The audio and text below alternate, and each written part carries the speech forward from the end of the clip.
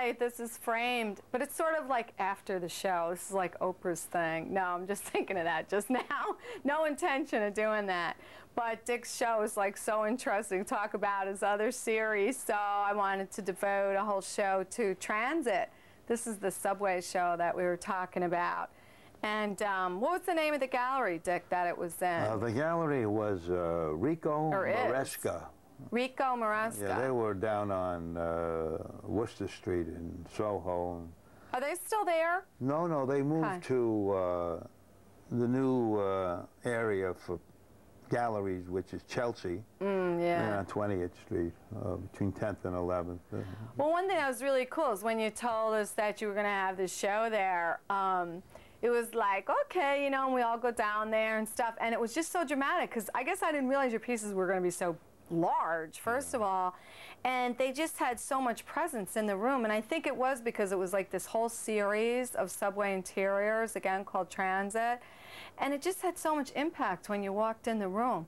A lot of times I'll go to the shows, and sometimes I think you get lost in it somehow. I mean, confused in it. It's like too much. Where with this, you just walked in, it was like a lot of impact, a lot of statement, I think, in there. Well, yeah, I think there was some. The origination, I guess you'd call it that, or the origin of these paintings came to me in a strange way. I woke up one New Year's Eve morning, about 7 o'clock in the morning. And I took my Polaroid camera and went into the subways and started photographing subways for, you know, nomenclature and see what they look like and what stations look like and booths look like and et cetera, et cetera. I was chased from station to station, kind of. They didn't want a guy, in the, you know, with a Polaroid. I don't know, a guy. You never know how crazy these guys are. So I had a series of Polaroids for background, you know. And I was, all of a sudden, I was kind of compelled to start painting subway paintings. And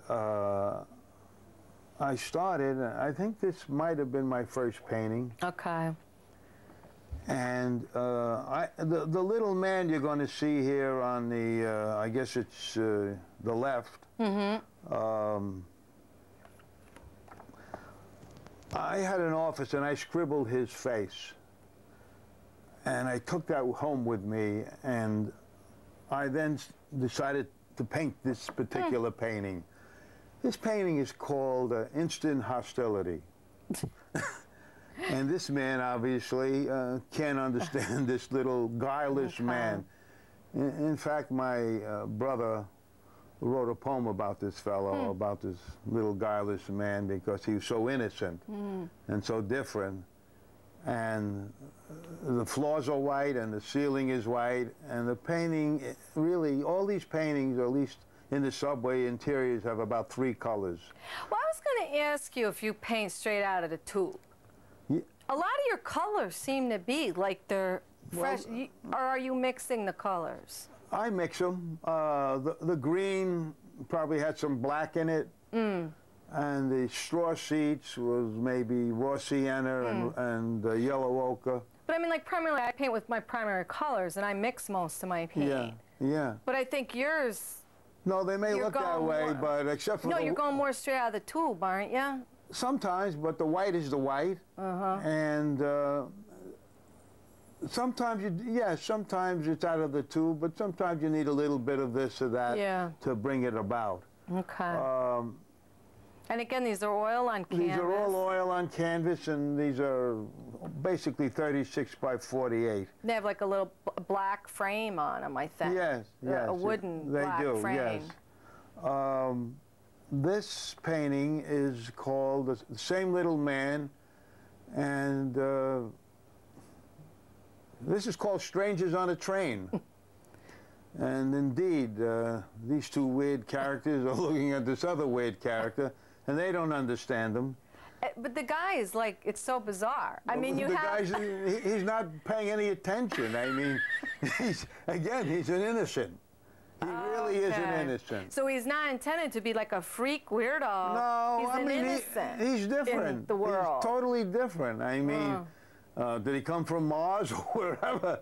But he's, you know, he has no harm for anybody. Okay. You know, and God knows what he's reading. But yet they're all so suspectful of him, right? Well, look at their faces. I mean, you know. Like they're totally watching him, make sure he's doing the right thing. You know, these could be really uptight guys, you know. And then I painted the same painting without the man. Okay, so you did the one without the man after you did the one with the man. And this is called the disappearance. Oh. And if you see, one guy is now looking at the other. But it's almost a mirror image of Right. that. Did you dimension it out? Or you just painted it? No, like I just said, well, you know, freelance, I and know there when you I go. painted the other one, I said, you know, I wonder what this painting will look like without the little guy. Okay. I said, it works. And now the men are looking at each other like, you know, what happened? Where did he go? You know? So they really should be, if they're bought, they should be bought together. Yeah. You know? Okay. Yeah, all right? Mm-hmm. As a pair. Yeah. This is a, called Curiosity, this painting. And it's a wide screen, as they say. There's a nun, and way here, on the other side of here somewhere, there's a man selling newspapers in the station. And he's looking at the nun, and, you know, she has her eyes closed and her fingers clasped, and he's curious about the whole thing. Well, I think that was one of the things that I noticed from your film background as a director of photography. Dick's angles that he used, it seemed almost like he was looking through a camera lens, because this was definitely like a wide angle. He's got other ones that you can just tell what lens he's using and how he like visualize things and how the perspectives are. And that's, I don't know, that was the thing that I noticed when I went. But of course I knew Dick from the film industry, from when I art directed, and knew you from that first before I knew you as a painter. But I just, for me, I see that influence. Did you feel it affect you? Yeah. Were you conscious of that? Or? Yeah, I think I was to some degree. Although I might have been an innocent, but it's still, yeah. The guy with the spinning eyes. The seats, when I painted this, the seats in the New York subways was straw. You see, they were that color. Oh, now they're hard ass, yeah, you know. I know, they're hard plastic. But that's how they were, like when you were a kid or something? Yeah, and well, not exactly when I was a kid, but the seats are very strong visually. Oh, you know, they really are. Really. Well, they look like fabric. Almost. So well, yeah. Okay. It's done with a heavy impasto. This painting you probably won't see too well, because the photograph isn't, you know, that good. But it's called Footsteps. And there are huge beams. This is a vertical painting. There are huge beams and heavy paint to reinforce, you know, the feeling of beams. And there's a candy machine and a little seating bench. And the attitude, the physical attitude of this man is he just hurt someone. You know? He's going forward, but that's why it's called Footsteps. Oh, okay. You know? And he has a white newspaper in his hand, and he's in a hallway, in a passageway. And he's just turning around because he heard something. And I really like the way you have the texture of the walls. It's like pretty wild to me. It's like they just seem so strong. Steel. Okay. Steel beam. Because it looks like really dominant in the painting. It is. Very dominant. This is called Silent Witness. And, well, it's a small painting. And I took these were real posters in the subways for that year. Okay. And this is the Beatles. And I almost lost my eyesight painting them because it wasn't easy. And, you know, this is the Chinese guy eating the rye bread. And this is my old school, an advertisement for my old school, School of Visual Arts. And it's who's the painting, the South Sea Island, Gauguin. And they said he was a bank teller before he became a painter. Really? It's half a poster, yeah. And okay, I just want to see something. Didn't want to see what else is in the painting. There's a man here. Unfortunately, he's cut off a little bit, and he's doing some graffiti. And the painting is called Silent Witness, which seems to me appropriate, you know. It's too bad he's cut off a little here, but that's happened in the photograph. Okay.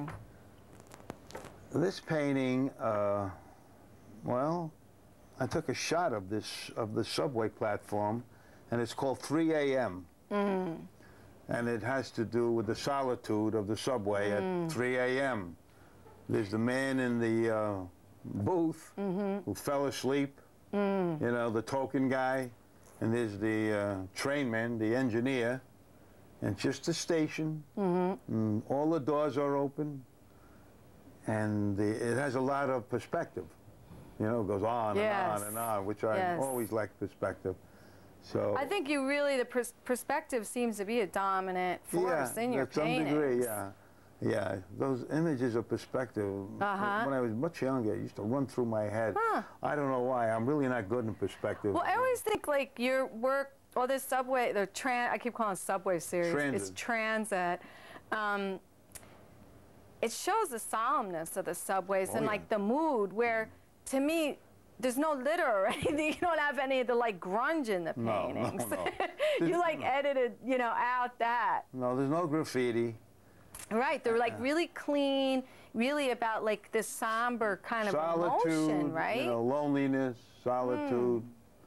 And I don't know if it was a reflection of my life at the time, but yeah, do you think it's about your life, or is it about like that's like the whole subway experience? Like, you know, you're crammed in with all these people, but you could feel like totally alone. Well, I don't know. I spent a lot of time on the subways as a teenager and looking for jobs and going to Coney Island and kidding around on the trains when nobody else was there with a bunch of guys. We used to play hide and seek and everything like that. See, my experience more is going to work, back and forth to work when I used to live in New York City, and you know, I ran into someone I knew maybe 5 times or something, or maybe a little more than that, but it certainly wasn't on a daily basis. No, well. You know, so you're like have all these masses of people, but you're completely alone on these subways. It's a lot of work to paint masses of people. Well, I just like this. I just kind of, you know, wondered, and like, did you have a thought? It stands out. They're graphic, and they're strong. Yes. And they're more direct, I think. Very direct. They're very direct, and but you're emitting like the whole mood of how you feel maybe on it, or well, maybe I felt that way. I don't know. You know, subways played a good portion of my life was spent on subways when I was young. It was constant going to work, looking for work, kidding around on the subways. And I guess they meant something to me more than I ever knew. Because this transit is phenomenal. I know you have a couple more pictures here to show us. I just think it's really dynamic. Yeah, this painting is called Through a Glass Darkly, and it's a dark photograph, so you may not be able to discern what's on it. But again, it's an open door. There's a candy machine. They used to have candy machines in the subways till, you know, people vandalized them, so they took them out. So you brought them back. I brought them back, and if you'll see, there's a man in the mirror who is being reflected in it. In the candy machine. And it's a, probably, maybe, perhaps late at night again. And this is a gray, it's not a white. You can't tell perhaps here, but I felt gray was more appropriate here than white. And you know, again, it's a strong painting, and it's called Through a Glass Darkly, and that's... I think it's difficult to paint with darks. It is. There's nothing really easy in painting, except if you want to just go plop, plop, plop, plop, and become a genius overnight, you know? A Jackson Pollock. Yeah, Jackson, yeah. But this painting is called Distant. Okay. It's the last one. I have... Well, there were a couple more in the series. Oh, It's just we don't have the photos of it. 6 to 8 more here, but I didn't have the photographs. This is probably me as a young man, and I painted this figure here sitting down in the car through the glass window, and believe it or not, it has a certain resemblance to my father. Oh, by coincidence. Unconsciously, you know? And it's called Distant, my father and myself, right? Oh. Man, it's cold, it's winter. You can see his shoulders are hunched up, his hands in his pockets. And again, he's looks like he's thinking about something. And then, you know, the guy way down there, sitting down, as I say, has some resemblance to my father. And, but, you know, so that's this painting. And when, if I can tell, do I have a few minutes here? Yeah, we have a little more than 10 minutes. Okay. I went to a gallery in Soho called OK Harris, which is a very big gallery, very fine gallery. And Ivan Karp is the owner and a very nice gentleman. I originally, when I finished painting these paintings, there were 14 of them. Unfortunately, you don't see all of them. I went to Ivan Karp down there, and he had a different gallery then, further uptown in Soho, though, on West Broadway. And he liked them very much. He came to my house, and he said, you know, I haven't seen paintings like this in a long, long time. However, we couldn't come to some agreement, you know. It was all very friendly. And I said, Ivan, I'm going to pass, you know. And I said, oh, boy, you know, I had the biggest art dealer in Soho. He loved the paintings. He really wanted them. But for whatever reason, I didn't do it. And so I said, oh, this is going to be easy. P.S. 4 years later, I still hadn't found a gallery. Wow. And you know, everybody said, you know, they couldn't understand these paintings. Again, these gallery owners. But I went back to Ivan 4 years later, and Ivan, we were friends, and you know, he said, you know, there's this gallery on Worcester Street called Rico Moresco. They like stuff like this. So I went there. I gave him the slides. I went home. A couple of weeks passed. Nothing really. I went down Soho with a couple of the small paintings under my arm to a different gallery. And, you know, they didn't quite like them, whatever. And I passed. I said, look, I got these 2 small paintings. Let me drop into Rico Moresco, right? So I went to the guy in the desk. I said, look, they have my slides. I think maybe they like them. Here's 2 small paintings. Are they in? Yeah. Well, take them in the back room. He said, well, he said, they're in conference, you know? So I said, all right, and I start to walk out the door. So before I'm out the door, they said, wait a minute, they want to see you. They saw the physical paintings, and they took me in the back, and we had a nice 1-hour discussion about all the paintings, and they were very, very impressed. And they came to my house to see the paintings in reality. Again, they were impressed, and they had a photographer take 4x5s. And I told them, I said, I want a show. And they said to me, what are you, nuts? I said, who are you? You know what it is to get a show in New York? He says, maybe in Europe. I said, you know, Roger, Frank, you know. I said, I'm not interested in Europe. I said, I painted these for a show in New York. And, you know, it was a little hemming and hawing, and finally they said, we're going to give you a show in April. Now, very successful. Yeah. I mean, it was my Academy Award night. Yes. And bumping into friends and relatives, and they all marveled at the paintings. And I sold some paintings, and it was very gratifying.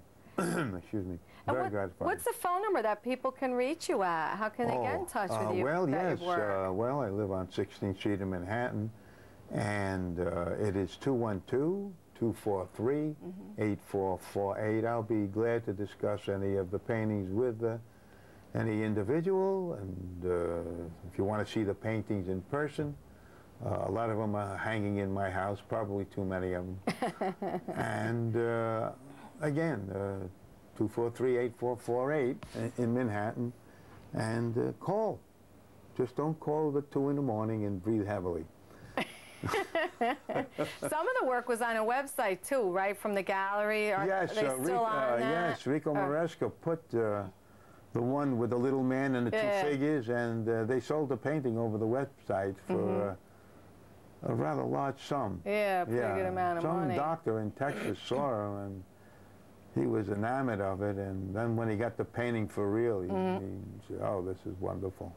I think, like, to me, the paintings that you have, even though it's different series or different collections, you still have certain style, I guess what they call, you know, the artist style or whatever, even though it's different types of stuff.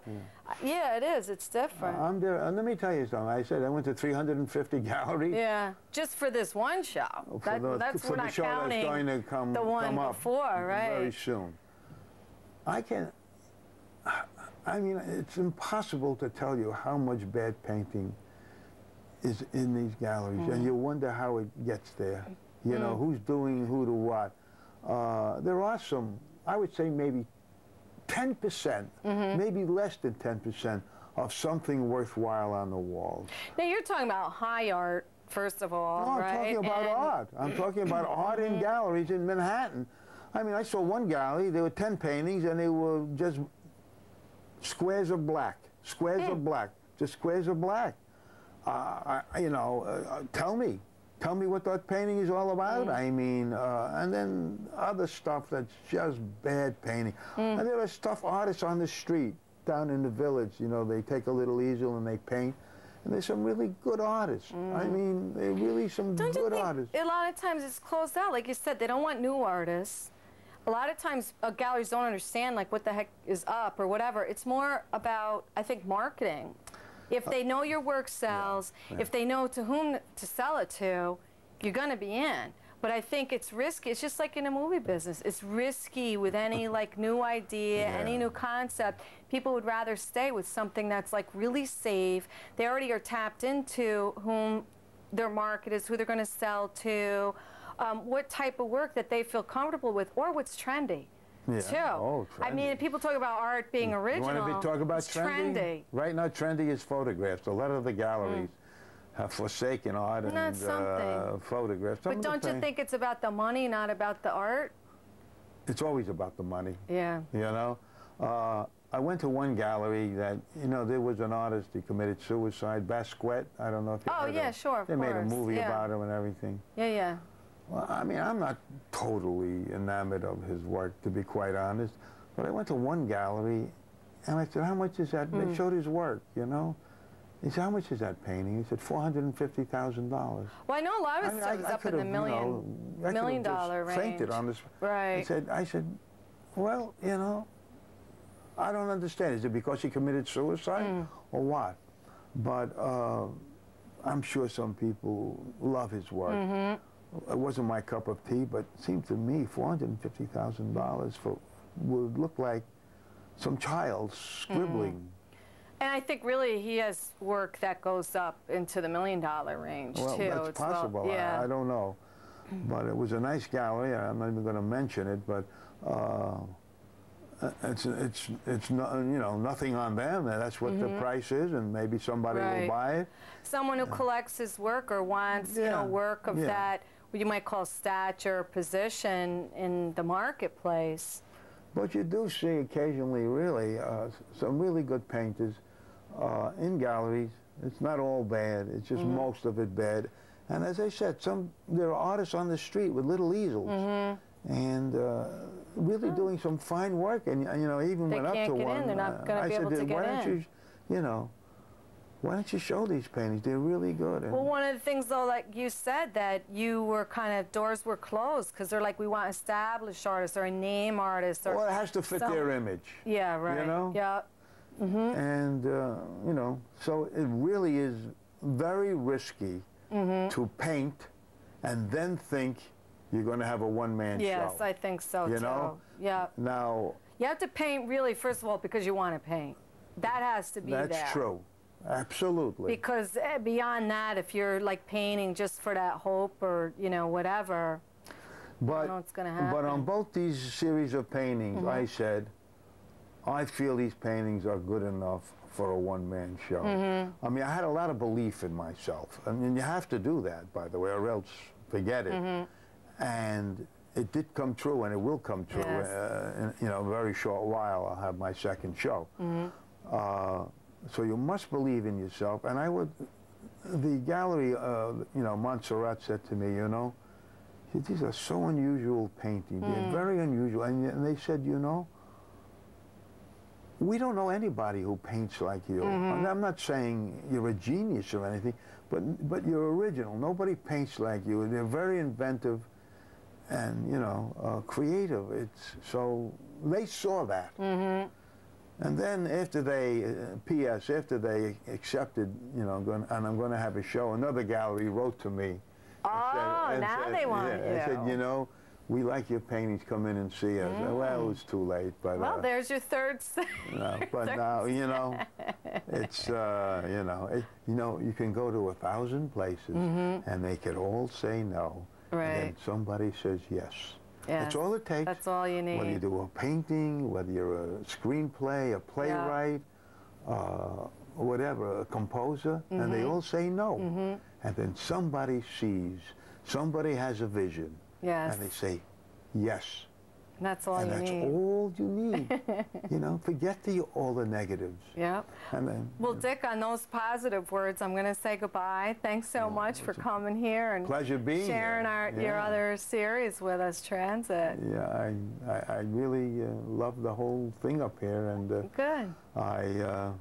Let's see where we go from here. All right, we'll give Dick a call and see you again on Framed.